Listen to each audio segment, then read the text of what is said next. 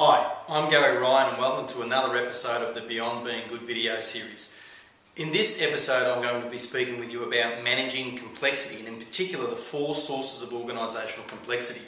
Ron Ashkenna's book called Simply Effective, where he really highlights these 4 aspects that drive complexity in organisations. So the first aspect that drives complexity in an organisation that a leader needs to be aware of is structural mitosis. Structural mitosis is when it's based on the biological term of cells dividing. So it's when an organisation's structure changes. So it could be as simple as someone, a leader, leaving a position and not being replaced so that people have to report to someone else, or it could be as explosive as the merging of 2 separate organisations into one. So you can understand how structural mitosis, constant changing of reporting lines and organisations and departments, is a major source of complexity. So how do you manage that? Well, you just be aware of what those changes are and understand that simple changes in one part of the business, which changes people's relationships, is a cause of complexity. So you've just got to look at and consider how you actually manage those relationships to make sure the reporting lines and the communication lines are clear and that the right relationships are connected so that people are connected with the right people whenever these changes are taking place. A second source of complexity in an organisation is product and service proliferation. Pretty clear. It's just that when we start doing more and more products and services without actually stopping any. So as we deliver more and more products and services, it makes our organisation much more complex, especially if we have completely different logistics systems and back-end systems supporting those different products and services. So as our products and services proliferate, what we need to do is to work out A, are they actually serving our purpose and what our customer needs are, so do we still need them?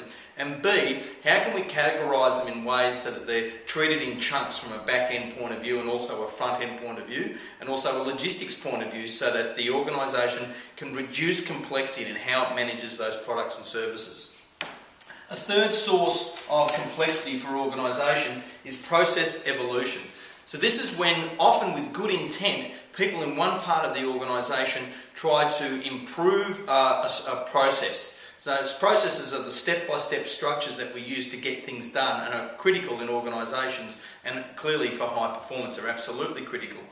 But when we change something, it affects the communication lines, it affects people's understanding of what they do. So this isn't saying not to do that. We just have to be aware that a lot of processes get changed and they're not particularly communicated very well to people, so they don't know that they've changed, and as they go about finding out about how they've changed, complexity gets increased. So people often with good intent will change a system or a process. They've just got to remember there's quite a big piece of work involved in terms of communicating with the right people about what those changes are so that they can understand them and very seamlessly move into the new process or step-by-step instructions that they have to follow.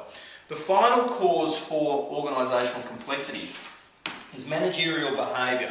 Now, this is as simple as the human element of managers and leaders not being clear with their team members about what they have to do. And when there's a lack of clarity, as we've spoken about on numerous other videos, when there's a lack of clarity for staff about what they do, what they have to do, what they will go and do is make it up. They will make up what they think they should be doing.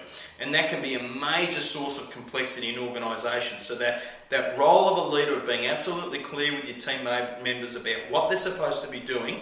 Now, they might have the opportunity to decide how they do that, but within parameters. But they've got to be absolutely clear about what they're doing and why they're doing it, because that will reduce the managerial behaviour impact on organisational complexity. So there you have it. There are 4 key parameters from Ron Ashkenna's that drive organisational complexity. And if you want to move beyond being good, it's your role to try to manage that complexity and keep it as low as possible. I look forward to working with you next time in the next video in this series.